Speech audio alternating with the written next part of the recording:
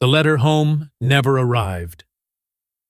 Not because the child forgot to write, not because the post was slow, because the address the child had been given, the address of the parents who had surrendered them temporarily to institutional care during a period of family hardship, was not passed on by the organization that arranged the journey. The child was told the parents were dead. The parents were told the child had been given a better life. Neither was told where the other was. Between 1869 and 1970, the British government and a network of voluntary organizations, charities, religious institutions, children's homes, transported an estimated 100,000 to 150,000 children from the United Kingdom to Australia, Canada, Rhodesia, and New Zealand. The children ranged in age from 3 to 14. Most were told they were orphans. The majority were not orphans. They had living parents, or at minimum living relatives, who had not consented to emigration and in many cases had not been informed it was happening. The scheme had a name. It was called child migration. The organizations that ran it called it an opportunity, a chance for children from overcrowded British cities and underfunded institutions to build new lives in the open spaces of the Commonwealth. The governments that received them called it a labor supply. Australia, in particular, was explicit in its parliamentary record about the demographic purpose of the program: to populate its rural territories with white British stock before other populations could fill the space. That language is in the archive. It is not an interpretation. Here is what the scheme actually looked like from inside the institutions that ran it. The organizations involved in British child migration were not fringe operations. They included the Catholic Church, the Church of England, the Salvation Army, Barnardo's, and the Fairbridge Society. Charities with parliamentary connections, royal patronage, and decades of established credibility in British child welfare. The scheme was not hidden. It was publicly funded, publicly reported, and publicly celebrated in the parliamentary record as an act of imperial generosity. Children from British slums, from overcrowded orphanages, from families broken by poverty or illness, would be given farms, fresh air, and futures that the mother country could not provide. The language was not malicious on its face. The people who designed the scheme, in many documented cases, believed what they were saying. The archive contains genuine expressions of philanthropic intent from individuals who were simultaneously overseeing conditions that the same archive documents as inadequate, abusive, and in some cases, criminal. The receiving institutions in Australia, the farm schools, the children's homes, the Catholic missions, operated under minimal oversight from either the British or Australian governments. Children who arrived at Bindoon Boys Town in Western Australia, run by the Christian Brothers, entered an institution that parliamentary inquiries conducted decades later would describe in terms of systematic physical and sexual abuse. The Christian Brothers' own internal correspondence, portions of which became available through legal proceedings in the 1990s, documents complaints from staff members about conditions at Bindoon that were filed, reviewed, and not acted upon. The complaints are in the archive. The non-responses are in the archive.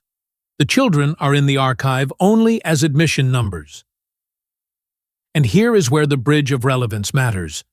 Because the experience of being moved through an institutional system that has a public account of itself and a private account of itself, one for the parliamentary record and one for the internal correspondence, is not a condition unique to mid-century British child migration.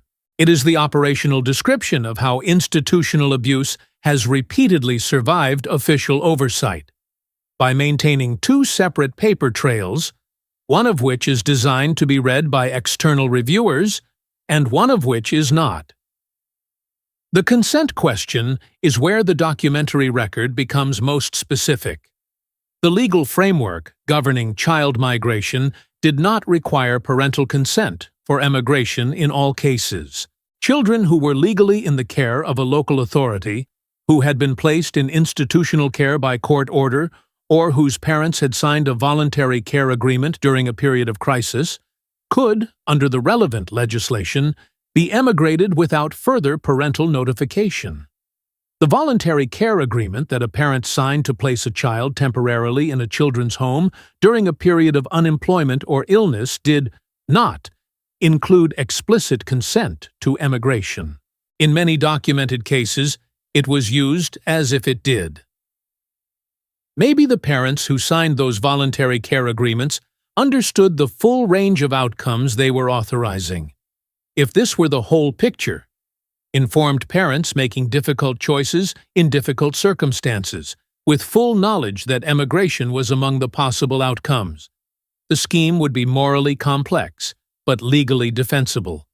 But the record refuses to stay that simple. Sahi? T, the Senate Community Affairs Committee of Australia, reporting in 2001, documented cases in which parents had actively sought the return of children placed in voluntary care, had written to the institutions, had contacted local authorities, had in some cases traveled to the homes, and had been told the child was no longer in the country after the emigration had already occurred. The committee's report cites specific cases. The correspondence is in the record. Parents were told, in some documented instances, that their child had died when the child was alive in Australia under a different name. Archival patterns suggest this was not a series of administrative errors. The same organizations that managed the emigration also managed the information flow between the sending institutions and the families left behind. The information that did not reach those families was not lost in transit. The 2001 Senate report has a title that the parliamentary record does not typically use: Lost Innocence. Writing the record. The title is not bureaucratic language. It is an acknowledgement, in the formal language of a parliamentary committee, that the record that existed before the report was wrong. Not incomplete, not partial, not subject to interpretation. Wrong. The committee's choice of that word is in the document.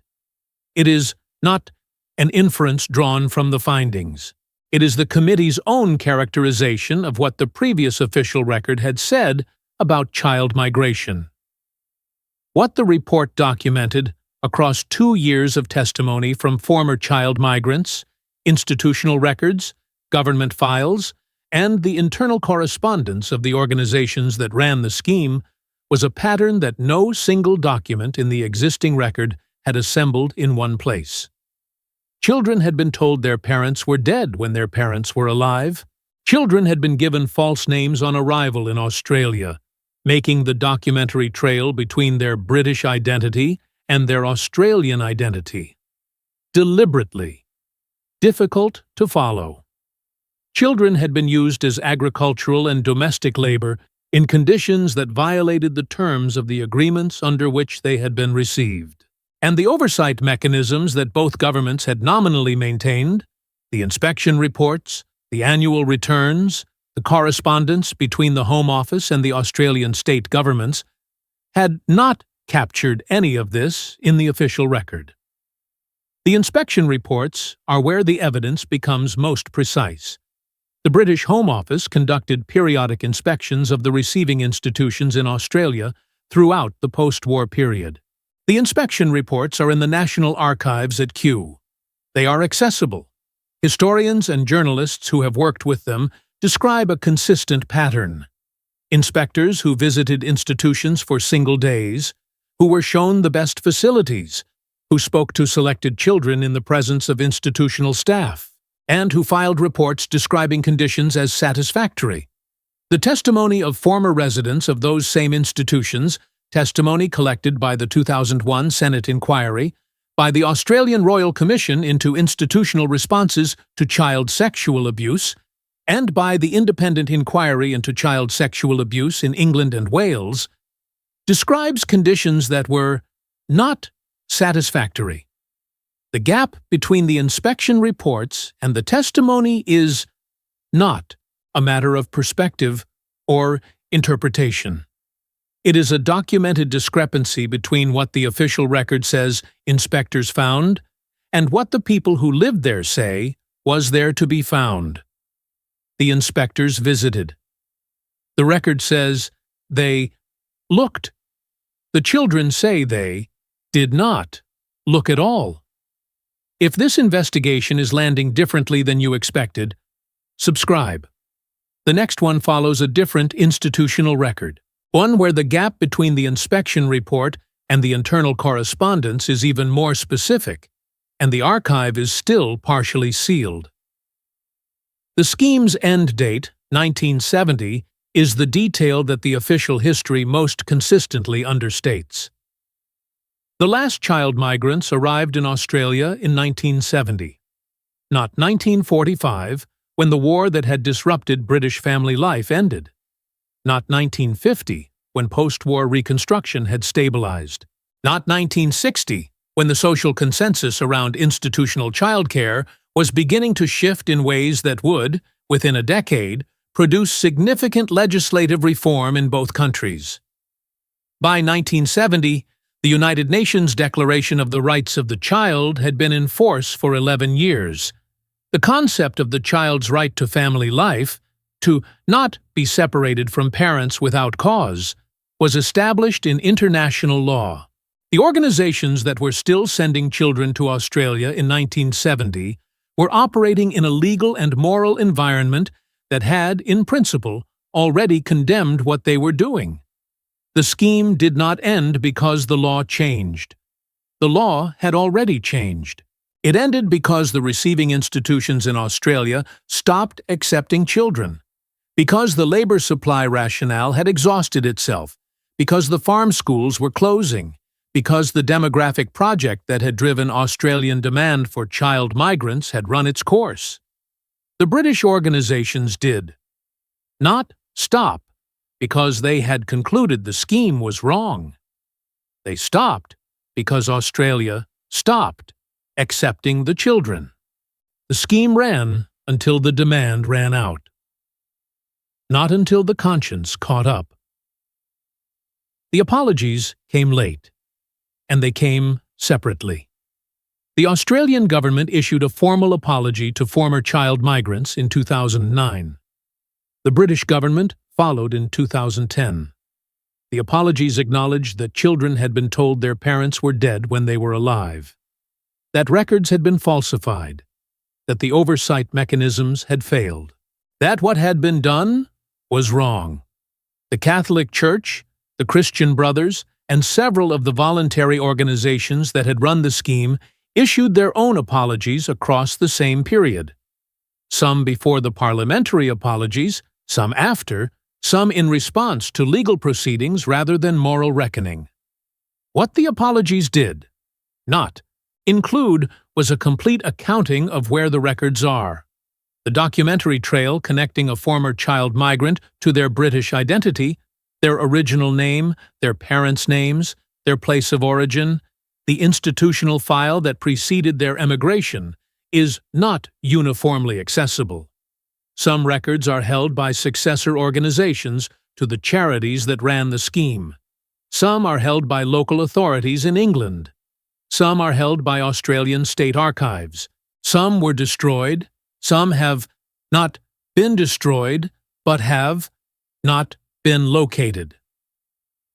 The Child Migrants Trust, founded by Margaret Humphreys in 1987, has worked for decades to reconnect former child migrants with their families of origin and their documentary records. The Trust's work, documented in Humphreys's account Empty Cradles, which became the basis for a film and a parliamentary inquiry, is ongoing. Former child migrants are still finding parents, still finding siblings, still finding the records that the institutions that moved them chose not to pass on. The scheme ended in 1970. The search did not. Some of them are still looking, and some of the records are still sealed.